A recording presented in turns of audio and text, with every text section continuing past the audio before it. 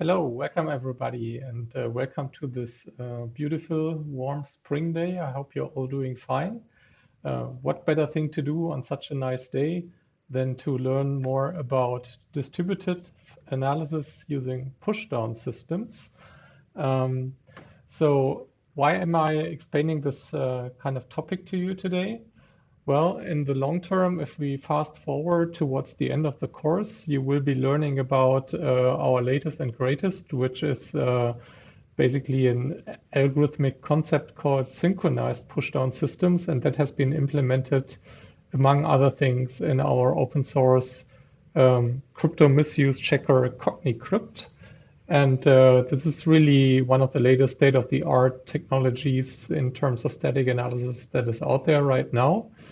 And pushdown systems are really one essential basic concept behind all of this. And so I would really like all of you to understand how this works and why this works. There's a strong connection between pushdown systems and IFDS and IDE. And thus, I want to briefly recap what we have learned so far about IFDS IDE. And in particular, I want to show you again an example on linear constant propagation that I already showed you in my DECA 1 course last term. So if we take a look again at this example, then you may remember that here we have a situation where we want to do a constant propagation. So we have a variable t that is initialized to 0. And then that particular value here, it's being assigned as an actual parameter to this increment method, whose code you see here. So v is actually the formal parameter of this method, which is then incremented and passed to r, and that is being returned into x.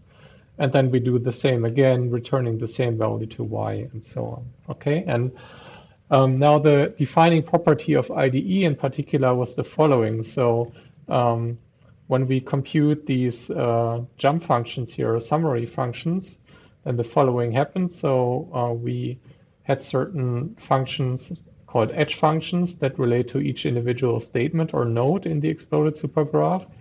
And for this tautological fact, here we always had the identity function.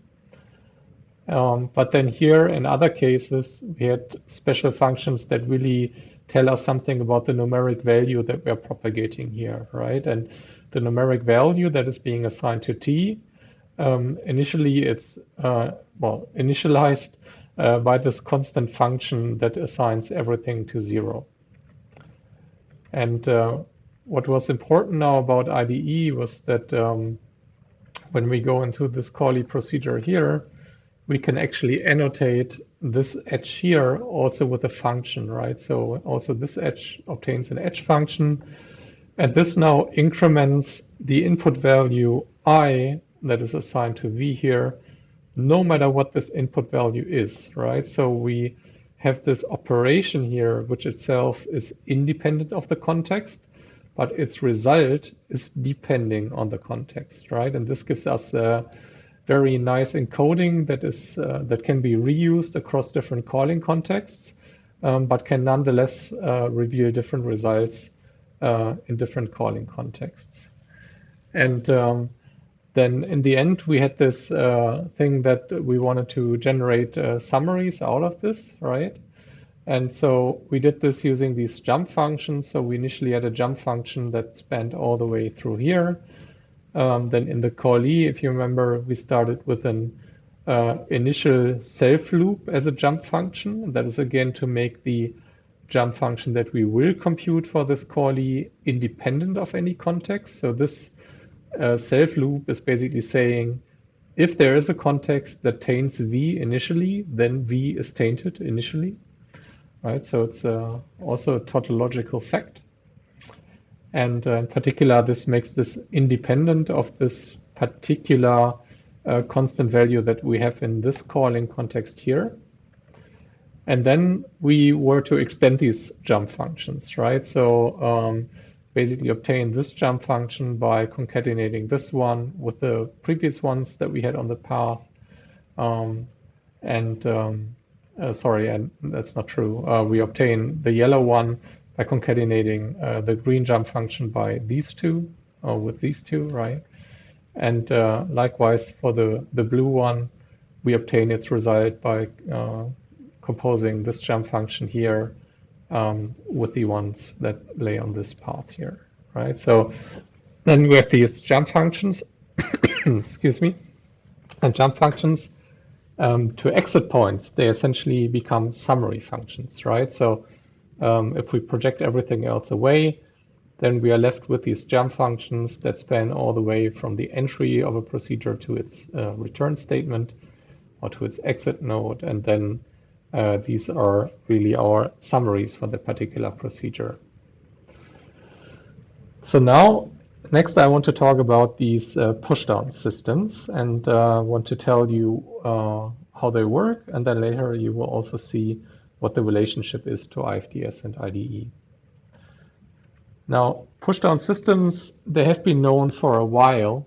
And I remember that at least in the early 2000s, they were already pretty widely used in the verification community. So for instance, I remember that in around 2004, 2005, when I was still a student back at Aachen University, I actually learned myself that pushdown systems were useful for verification and how that would work.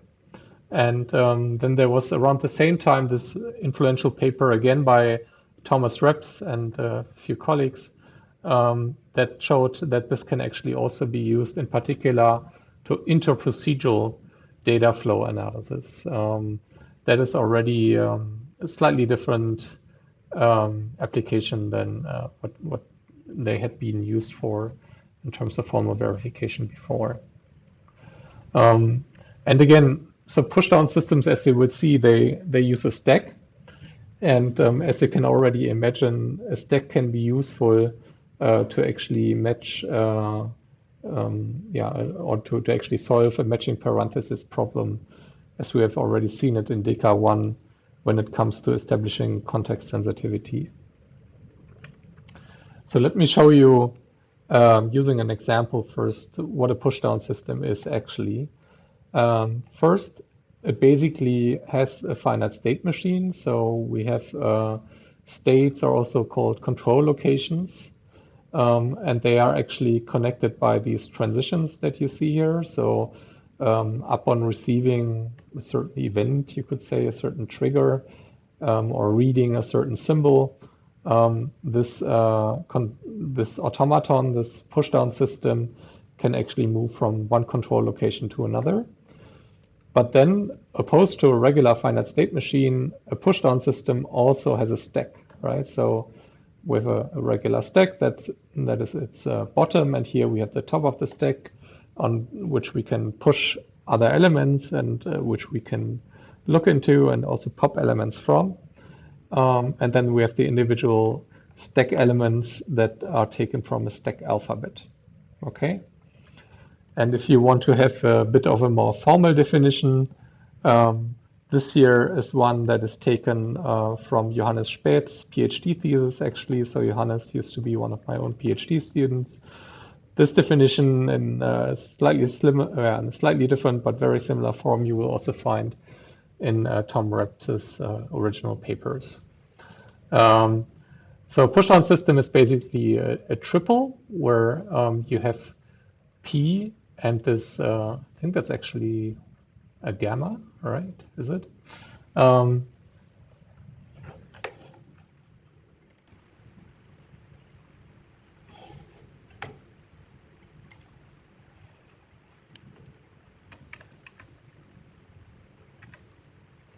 So here you see a bit more of a formal definition. So this is actually taken from Johannes Späth's PhD thesis, who some years ago did his PhD with me on the synchronized pushdown systems that will still come up later in the course.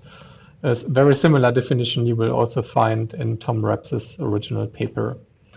So here they define a pushdown system as a triple, so basically a tuple with three components, where you have P, gamma, and delta, and P and gamma are finite sets called the control locations and the stack alphabet. So gamma is the stack alphabet. So any element on the stack is an element out of the set gamma.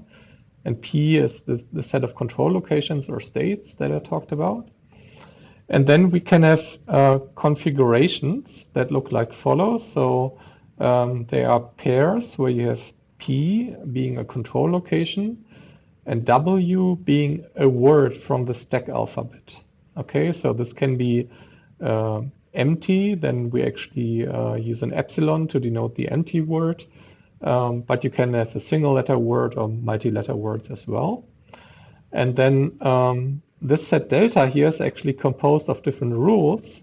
And each rule is again a pair of these configurations, right? So it maps one configuration to well, basically an alteration of that configuration. So here we have basically a configuration on the left-hand side always has a control location P, but then here we have a single letter small gamma, okay, taken from the stack alphabet. So we match on the control location and on the top letter of the stack, that is the semantics of this. And looking at this control location and looking at the top letter of the stack, we then decide what to do with the control location and what to do with the stack, and that is represented by the right-hand side. Namely, we can change the control location. So basically the finite state machine can change its state to another state P prime. And if we want to, we can replace this single letter that is on top of the stack by another word taken from the stack alphabet. So we could replace it either by nothing, so basically popping it off the stack, or we could replace it by itself, not doing anything to the stack. We could replace it by a single letter, or we could also replace it by multiple letters. And that's basically what this is doing, right? So here we have the inspection of the top stack element, and here we have this replacement by 0, 1, or more elements. Typically, at least in the application that we have here, in this application scenario, we will actually replace it by 2 elements at most. And if we have a rule that replaces the top letter by no letter, then this is actually called a pop rule. If we have it replaced by a single letter, could be the same, or another letter, then this is called a normal rule. And you can probably already guess, if we have a rule that puts multiple elements on top of the stack, then it's actually called a push rule because we push something onto the stack, right? And like I said, each rule can then also update the control location. So these are basically the 2 effects that any given single rule can have. And the control locations, they essentially resemble a finite state machine. The stack itself, of course, it's of arbitrary size, right? So it's a real stack, and it can be used to recognize, therefore, context-free languages, right? So you may have heard of stacks and pushdown machines already. For instance, in case you have learned anything about parsing, so they also use these kinds of machines, and they use them to recognize context-free languages during parsing so that you can actually recognize syntactic structure. Similarly here, we use the same mechanisms to actually be able to recognize matching parenthesis problems. So for instance, also matching calls and returns, or writes and reads, stores and loads, and so on. So let's take a minute to look into the properties that pushdown systems have. So maybe you've already learned this. If a pushdown system had 2 stacks, not just a single one, 2 stacks, then it could actually simulate a Turing machine. And hence it could compute just any computable function, right? But a pushdown system, on the other hand, because it only has a single stack, that is more restricted. It can't just compute any function. It actually can recognize, like I said, context-free languages such as matching calls and returns. So It is more restricted than a Turing machine, but this is actually on purpose because this, for us, has a big advantage because due to this limitation, this intentional restriction for pushdown systems, the reachability problem is actually decidable, and that even efficiently so. So you may remember that for Turing machines, pretty much anything is undecidable, and in particular, you cannot decide whether a certain configuration is reachable or not, because if you could, then you could also decide all sorts of other undecidable problems, such as the halting problem, right? So, but for pushdown systems with a single stack, we can do that. And therefore, as an IFDS, we can actually now try to reduce the static analysis problem again to a reachability problem, right? That's exactly what IFDS does. IFDS, if you remember, it basically allows you to determine whether or not a certain fact holds at a certain statement just by determining whether the appropriate exploded supergraph node is reachable in that exploded supergraph. Now for pushdown systems, there's a special algorithm that computes this reachability, and that algorithm you will find in the literature. It's called post-star. There's also a somewhat inverse algorithm called pre-star that allows you to determine backwards reachability, so that can also be used for performing a backward analysis, for instance. But here we will only focus on the post-star variant. Okay, assuming and accepting that pushdown systems can be useful, how can we encode IFDS in a pushdown system? So here there's a special encoding that Reps and his colleagues actually presented.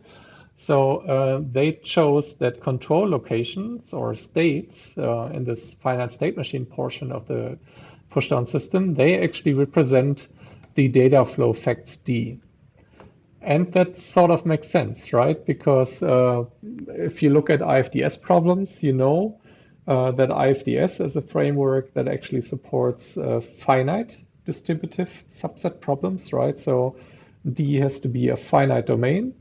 And so it makes sense that we want to represent this using the finite portion of the pushdown system, namely the control locations, right? And then we have the stack alphabet that in this case actually represents program statements. And in this case, the stack is actually used to represent both statement information at which certain data flow information holds, but it's also being used, that we will see later, to actually encode context information. So also the context, the calling context in particular, I should say, it's being kept track of using statements that are pushed onto the stack. And normal rules in this pushdown system, they model intra-procedural flows from one statement to the next. So this would be, for instance, a normal flow function in IFDS, or also a call to return flow function. And this rule looks as you can see here.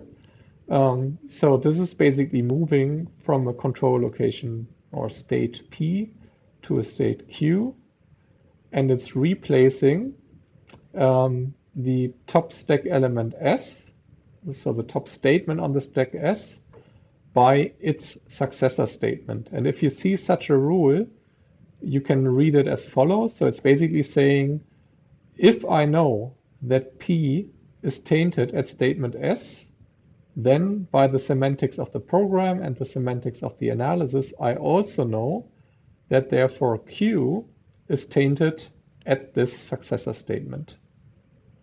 Okay, that's how you can read such a rule, but it's essentially encoded through these control locations on the left-hand side of these pairs and through stack alterations on top of the stack that is denoted by the right-hand side of these pairs. So this consumes the current statement S from the stack, replacing it by the successor statement. Yeah, I already said that, so you can also read that up at home. Now we have push rules, and they model call flows, as you can probably imagine. So here we have a rule that again starts with P, S, but now, because it's a push rule, it's actually pushing 2 elements on top of the stack after this element has been popped. Okay, and again we can, if we want to, change the control location. And here the stack consists of 2 different elements. So first we actually push the entry statement on the stack, and then we also push the call side on the stack. And where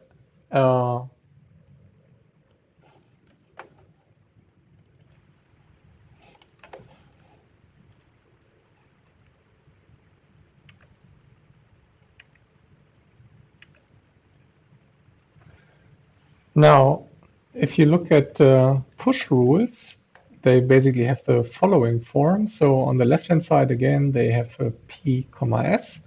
But on the right-hand side, because this is a push rule, they push 2 elements on the stack. And these push rules are actually, as you can imagine, used to model call flows, so a call flow function. And this is now important for keeping track of the calling context, right? So this is basically saying the following. So if a variable P is tainted at the call statement S, so at the side of the caller, then we also know that Q is tainted at the entry statement. So this is the first statement of the callee in the context of this call side. So this is pushing the call side as context information onto the stack, but then also sort of continuing with this entry statement as the next current statement. Then conversely, there are also pop rules that model return flows, and they have the following form. So here we demand that the statement is actually an exit statement. So it could be a return statement or also a throw statement in a Java procedure, for instance. And then we have a currently tainted variable P as indicated by this control location. And now on the right-hand side of the rule, we have this empty symbol, which is indicating that we want to pop this statement here. And again, this is saying if variable P is tainted at the exit statement, then I know by the semantics of the program and the analysis that Q is tainted at the respective return side. And you will see now that the return side is not really encoded in this rule, right? So just by looking at the rule, we don't really know where we are returning to, but we also don't need to, because we are now popping away this top element here. And then, by the way, we have constructed this, the next element of this on the stack will be this call side, right? And that's why, just by the way we have constructed this, the sort of program counter of the static analysis will continue here, and the computation of the pushdown system will continue here as well. Now, so much about the general sort of definition and semantics of pushdown systems. In the next video, I want to walk you through an actual example with an actual taint analysis.